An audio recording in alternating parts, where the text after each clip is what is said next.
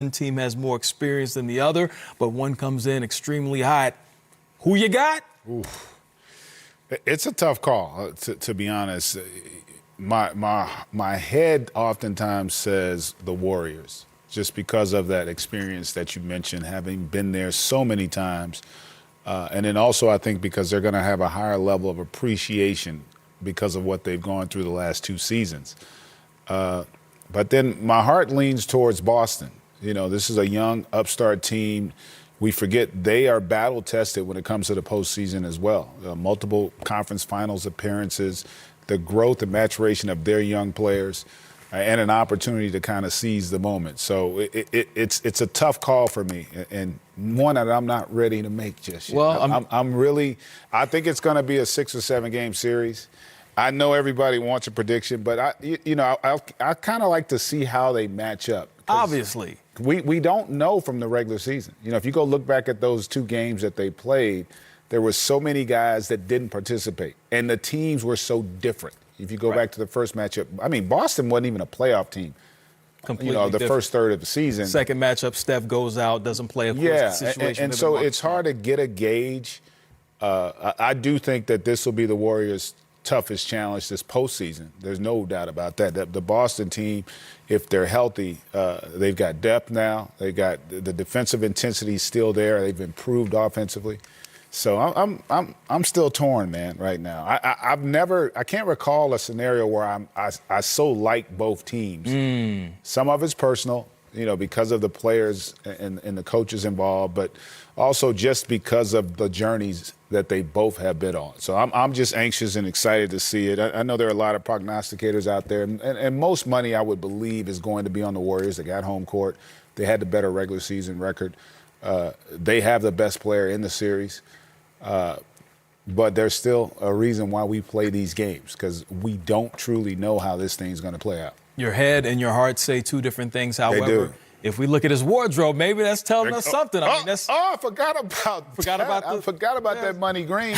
It could be for Draymond, though. See? You just don't know. He wore that green in college. Sparty. Okay, I see what you did there. Hey, I don't know who's going to win. All I know is that I can't wait. Listen, they didn't come here to get my opinion. Some That's people why did. You're the expert. It's a few people that want your opinion, Rose. Listen, Jack, I'm ready to watch some hoop, okay? There at the podium live as we bring you coverage of everything as far as the finals go. There's so many comparisons you can make on the floor defensively between Draymond Green, Marcus Smart, but obviously it's bigger than that when it comes to these 2 players. And again, sorry, GA. Hold that thought. Live television, Jason Tatum arriving at the podium. Any questions?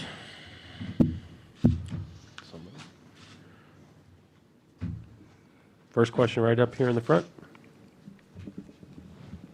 Hey, Jason, Tomer Zarley from Clutch Points. Just seeing you celebrate, getting to the finals, watching with the Kobe armband, like when you look back at moments of your life, maybe on and off the court, is there any one moment that sticks out to you when you think about getting to the finals?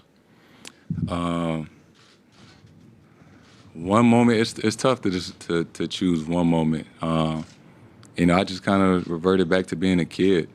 Watching the finals every year, growing up.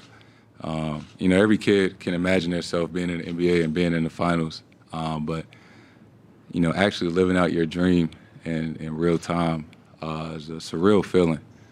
And sometimes you gotta pinch yourself, right? I walk in, I see this backdrop, and it's like, damn, I am in the finals. So I'm just trying to take all this in and just enjoy the moment. Standing over here on the right, Tim. Jason, sort of to that point over here in the corner. Sorry.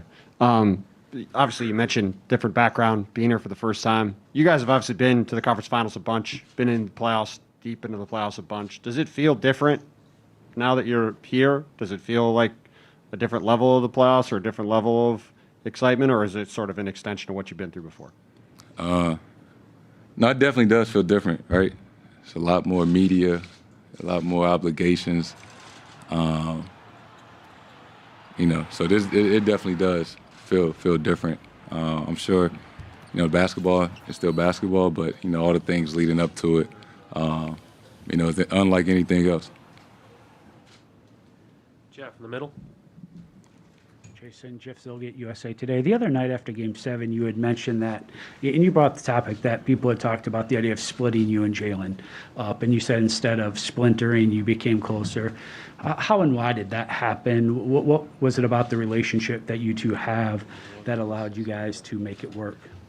I honestly believe just, two young, extremely competitive guys that, just really want to win at all costs.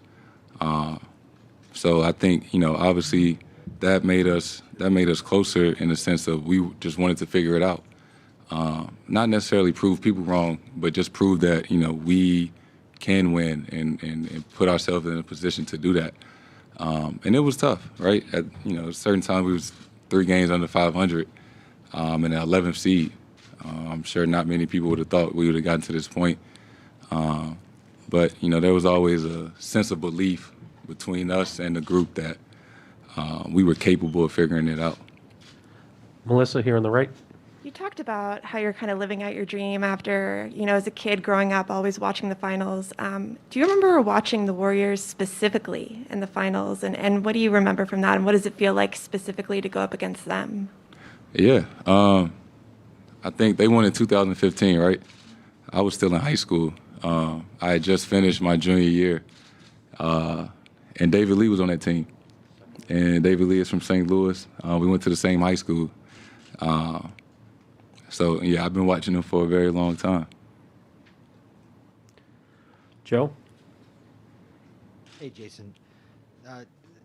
To the earlier point about the whole idea of splintering with you and Jalen, you guys started this year not very well, and as late as January 16th, I think you were in 11th place.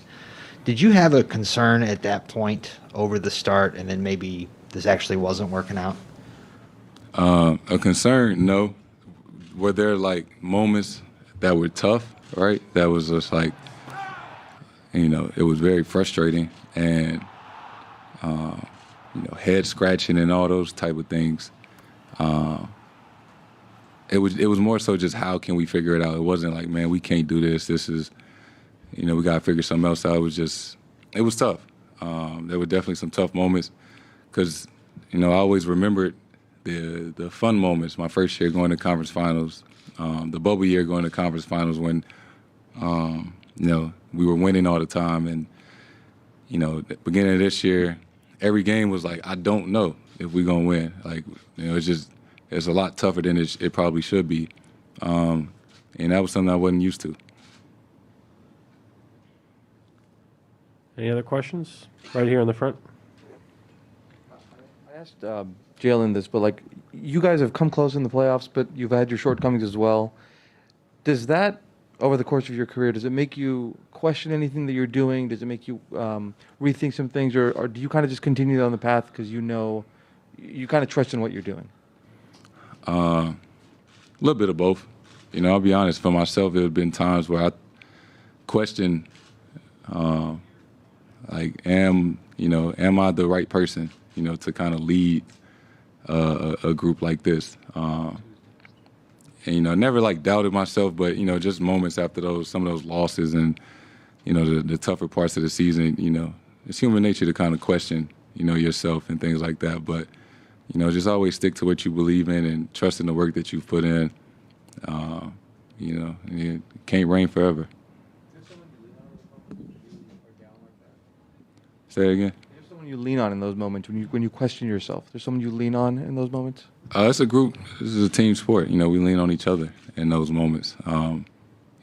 As hard as it can be in those times, you just got to really come closer together.